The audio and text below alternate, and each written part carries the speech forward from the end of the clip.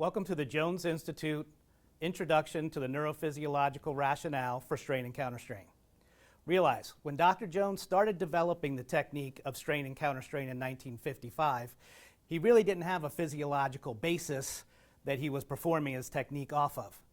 He actually didn't develop or understand the neurophysiological rationale for strain and counterstrain for another 20 years. So basically, over those first 20 years of what Dr. Jones was doing, he had developed a technique that worked for him and his patients. He developed a technique wherein he would make a diagnosis via tender points in the skin, muscle, bone, fascial tissue, and then he would place the patient in their position of greatest comfort. At that point in motion that he termed the mobile point, the tender point would also instantaneously collapse. Then he would hold the patient in that position for 90 seconds and come out of it very slowly, and with the patient remaining as passive as they possibly could during the return to neutral. Those two things he felt were very important. He felt if he moved the patient too quickly, or if the patient actively helped him come out of the position of comfort, that the patient would again suffer somatic dysfunction and therefore not heal. Well, in 1974 or 1975, Dr. Jones happened to come along an article by Dr. Kaur. In the article by Dr. Kaur, he discovered the physiological rationale for strain and counterstrain. It met all of the criteria that he had found over the 20 years of treating those patients. Since that time, 1974, the initial article by Dr. Kaur and his pointing out that the neurophysiological system is probably what contributes a great deal to somatic dysfunction has been greatly expanded upon. What I'm going to do is to try to introduce you to a easy to understand representation of the complex neurophysiological rationale that we can put in the back of our mind and use when we're performing the technique of strain and counterstrain. And once you understand the neurophysiological rationale of dysfunction, you can then apply that with your other techniques to help you become a well-rounded therapist. So what I'm going to do on the whiteboard here, and what you might want to do, is to grab a pen and paper, pencils, and draw it out with me as we're going to draw the central nervous system, the peripheral nervous system, and some receptors that might be incriminated with the cause and maintenance of somatic dysfunction. So the first thing we'll draw in is our spinal cord. And you don't have to be as good a drawer as me. Go ahead and feel free to draw it however you like it. So we're just going to draw a spinal cord here.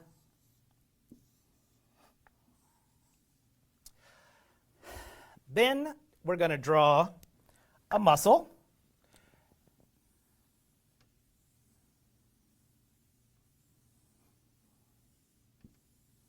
All right, so just any typical striated muscle. And in that muscle, we're going to put our muscle spindle. The muscle spindle lies in parallel with the extrafusal muscle fibers of the muscle itself. So we'll just draw in here a muscle spindle with intrafusal muscle fibers and its central sensory portion.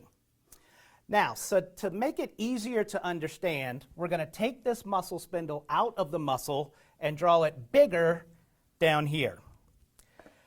The muscle spindle itself actually has three distinct components. In the middle, we have a central lymphatic nuclei that contains a bag of nuclei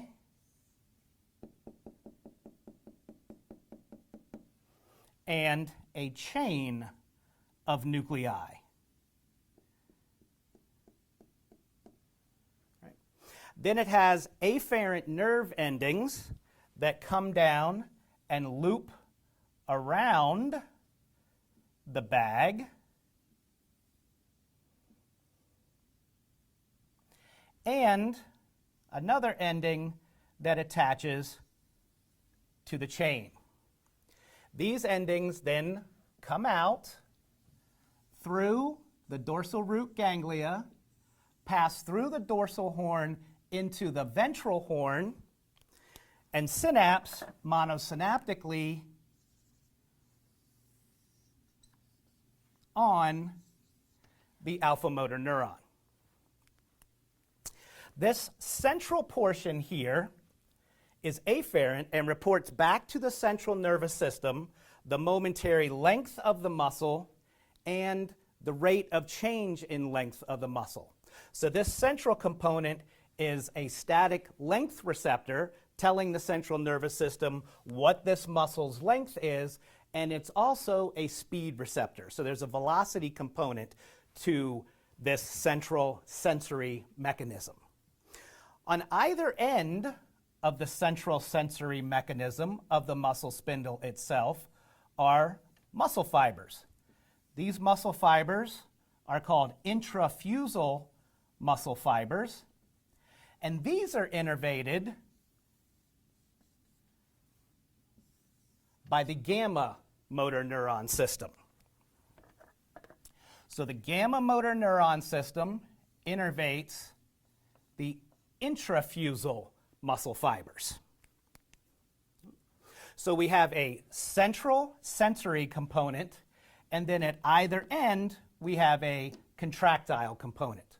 So if we were to look at just the muscle spindle itself, if we stimulated the gamma motor neuron, the intrafusal fibers would contract towards its anchor, contract towards its anchor, and put a stretch on this central sensory component. If we don't activate the alpha motor neuron, but we put the muscle spindle back up in the muscle itself, you can see that if we stretched this muscle, that since this muscle spindle lies in parallel with the muscle fibers of the extrafusal muscle, that it's also going to stretch this muscle spindle. Anytime that this central component is stretched, either by stretching the muscle or by contracting the intrafusal muscle fibers, you stretch the central component of the muscle spindle, which is then always excitatory on the alpha motor neuron. This is your protective spinal cord reflex. If you get a stretch of this muscle, it's going to stretch this central component, which is then going to cause the muscle to shorten to take that stretch off. So the body is always focusing, the neurological system is always focusing on trying to maintain homeostasis of this central sensory receptor. Homeostatic mechanisms like the body to remain with its least amount of activity. Right? Maintaining homeostasis in the neuromuscular system is done through the coordinated contractile activity and stimulatory activity of the alpha motor neuron as well as the gamma motor neuron. If we stimulate the alpha motor neuron, it's going to cause the muscle to contract, which is going to make its overall length shorter.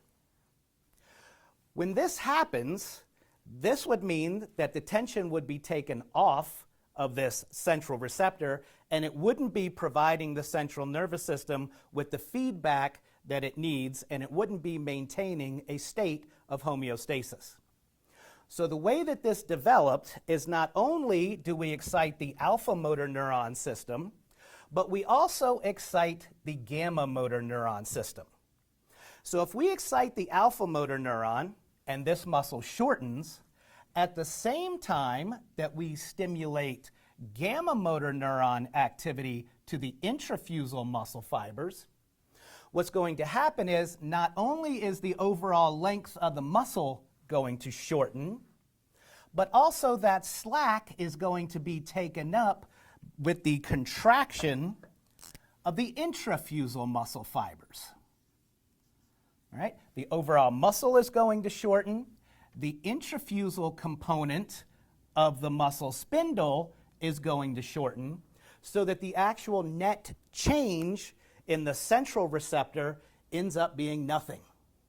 Well, By classic definition, no change in this means that even though the muscle is shortening and conversely lengthening, that motion is going to be taken up via the intrafusal muscle contraction, and the net change on the central sensory component is going to be 0, thereby maintaining homeostasis of the muscle spindle, even though the muscle that contains the muscle spindle will be shortening or lengthening.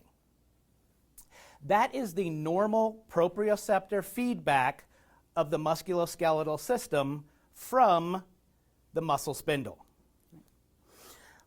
When we run into problems with this receptor is when we suffer a quick stretch. You can see from the structure of this nuclei, this nuclear bag formation with the nerve looping all the way around it. That nerve is called the annulospiral nerve, the primary type 1A nerve, annulospiral, and it's built so that if you can envision a bag of nuclei and a nerve looping all the way around it, that if it was stretched, it's going to make a huge volumetric change.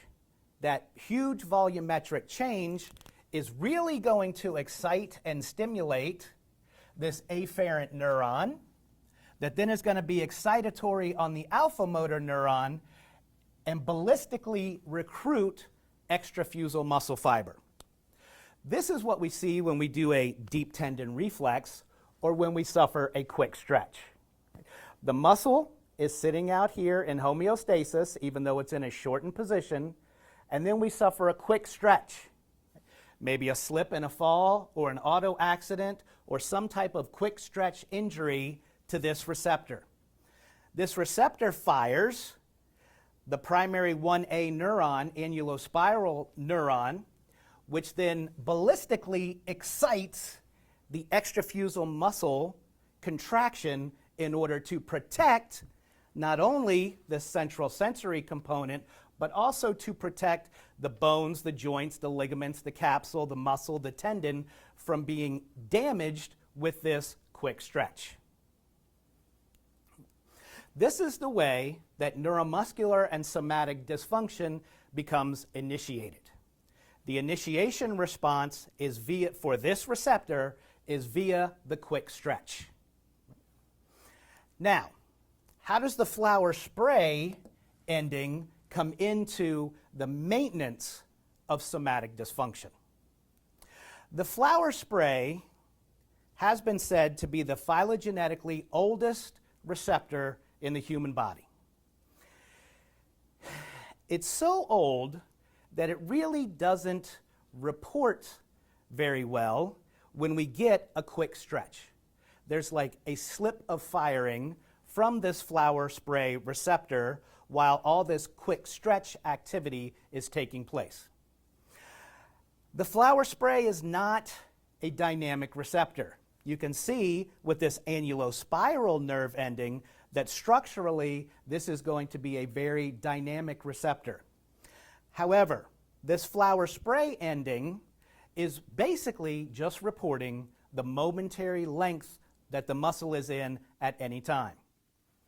Again, during normal movement, we take up the slack in the muscle spindle to maintain homeostasis of this central region so that even when this muscle is shortened due to the contraction of the intrafusal muscle fibers, this central component is going to be reporting homeostasis.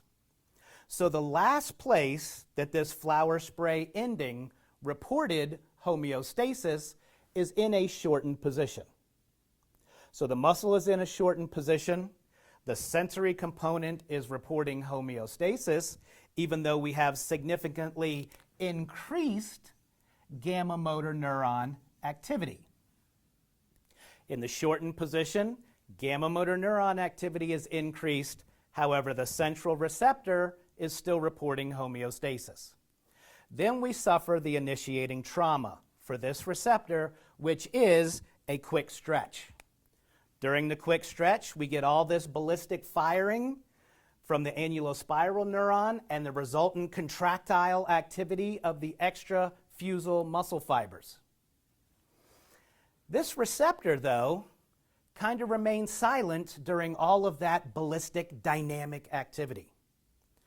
The last place it perceived homeostasis was in the shortened position. This then is what maintains the neurophysiological component of somatic dysfunction. For example, let's take the biceps as an example. The muscle is now in a shortened position. The overall length of the muscle is shortened. In order to take up the slack so that this central component still maintains homeostasis, we have increased gamma motor neuron activity.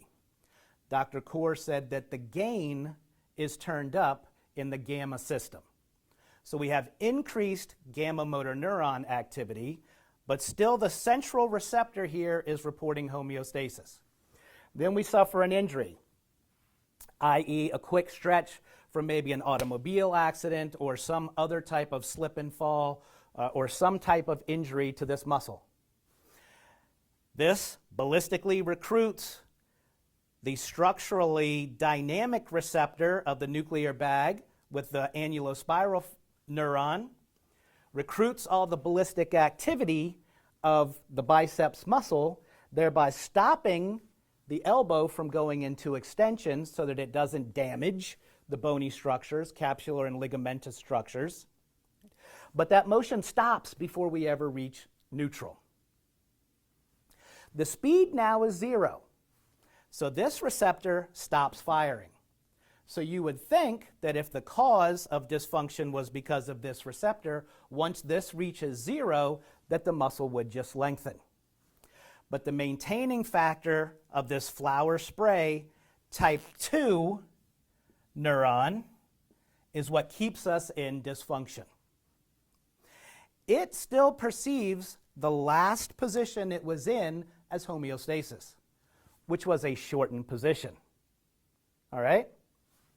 So what we need to do in order to treat this, and what we do with the technique that Dr. Jones developed of strain and counterstrain, is to put this receptor back in the position that it was in the moment before we suffered the trauma, which was the quick stretch. That's where these flower spray endings, the phylogenetically oldest receptor in the body, is reporting homeostasis. So just like Dr. Jones would do, he would find the position of comfort, which he termed the mobile point. That position of comfort is where this flower spray ending is reporting homeostasis. At homeostasis, then, for this dysfunction, we hold that position for 90 seconds. Then we have to come out of that position of comfort with 2 factors always to be thought about. Number 1, we have to move the patient very slowly. The reason why we have to move the patient out of that position very slowly is so that we don't re-excite the annulospiral neuron, thereby recreating the dysfunction again. We put them up into the position, we come out of that position slowly so that we don't excite this annulospiral neuron firing.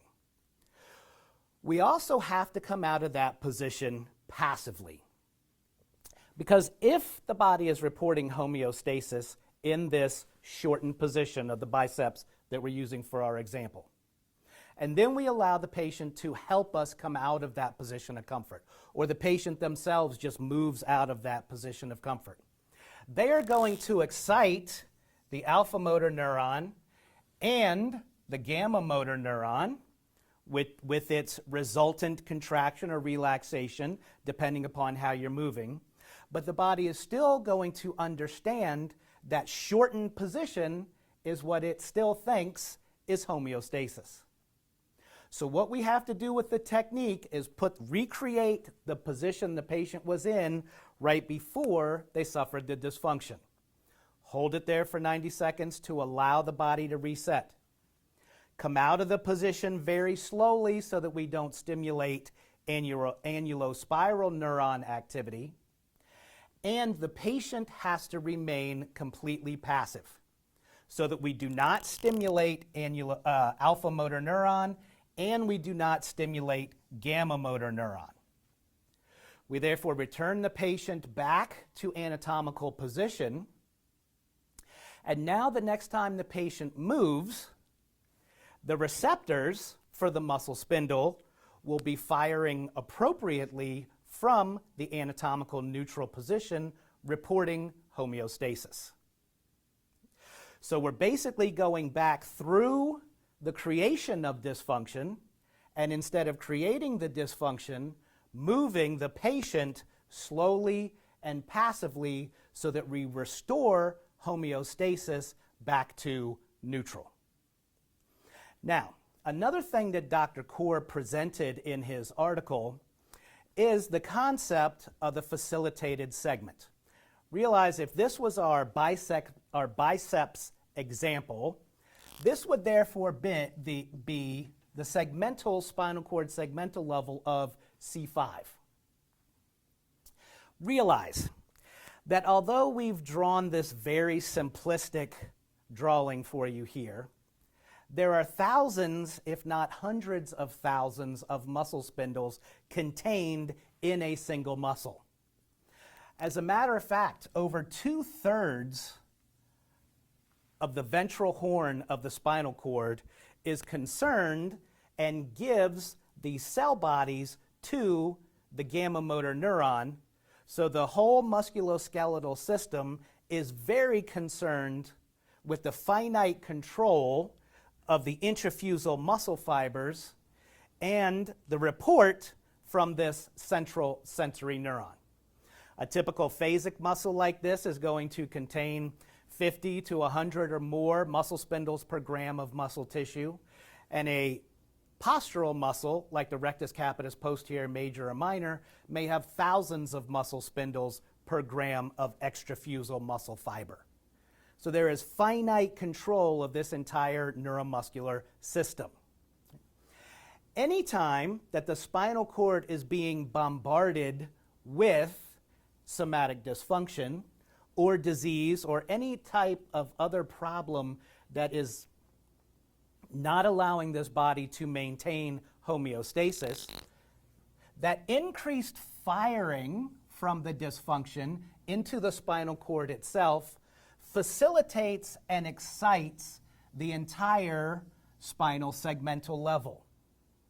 So all of the inappropriate input into the spinal cord excites and facilitates all of the firing in this spinal cord segmental level.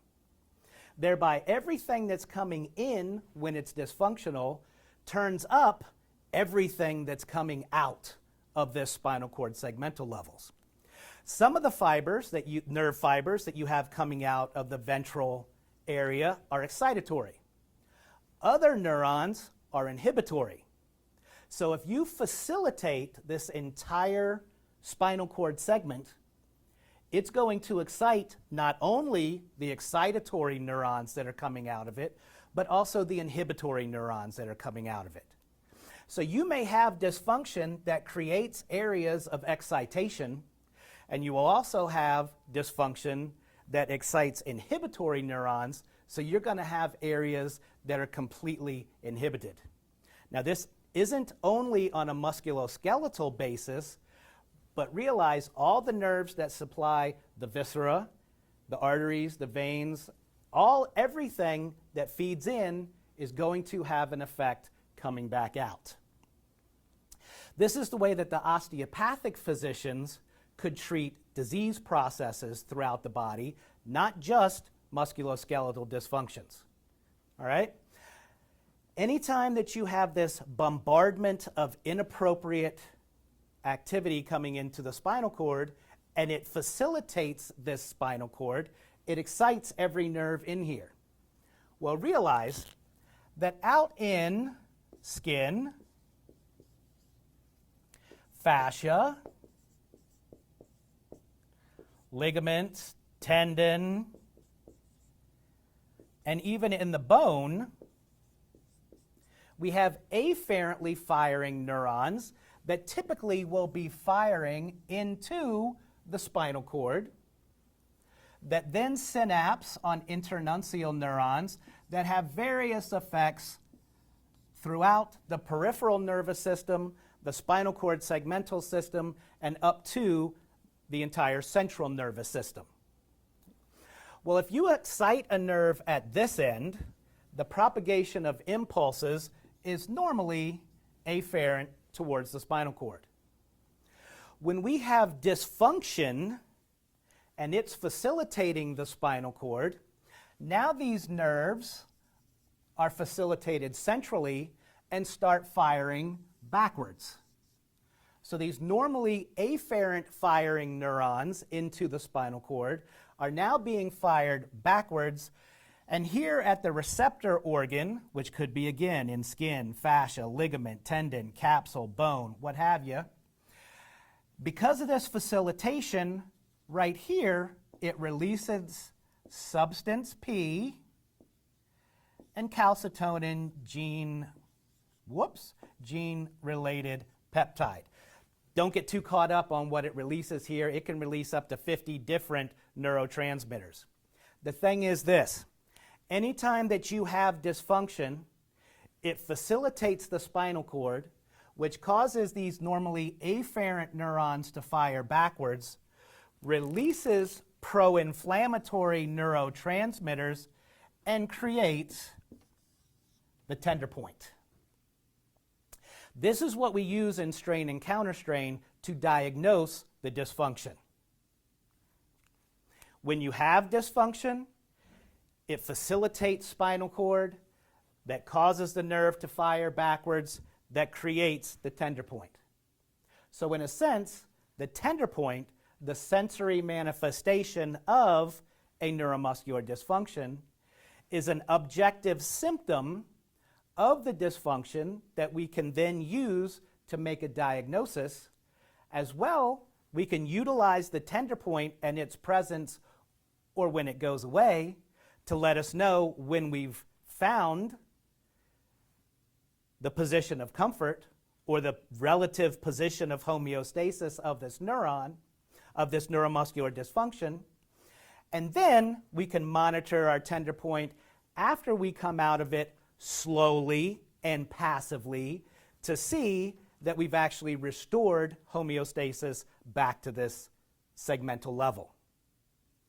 Realize up in the position of comfort, this is no longer perceiving dysfunction, it's reporting homeostasis, so the tender point is instantaneously going to collapse. That's how we know we're doing good.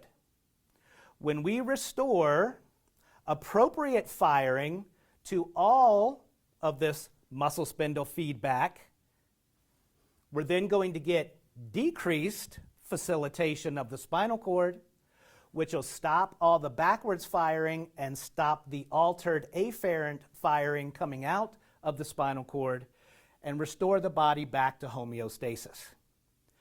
Then the body has to heal.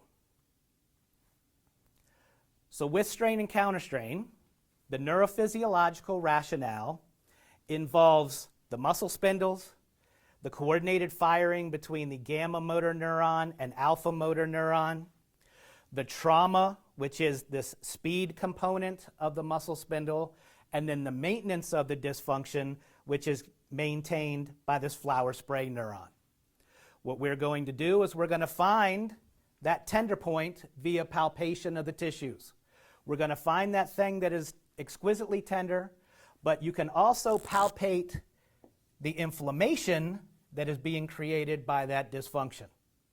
We're then going to put them back up in the position of comfort.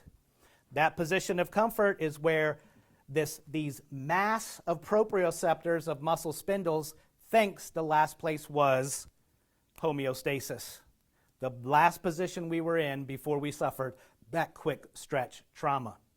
We're going to hold it there for 90 seconds to allow the nervous system to reset and relax. Then we're going to come out slowly so that we do not stimulate the annulospiral nerve ending. And we're going to come out passively so that we don't stimulate the alpha motor neuron and gamma motor neuron activity. Return them to anatomical neutral with the entire neurological system now reporting homeostasis, recheck the tender point, and as long as it's at least 70% less tender, we know that we've turned down enough of this dysfunction that the body will heal. Hopefully, this short presentation will give you a basic understanding of the neurological processes of this one receptor.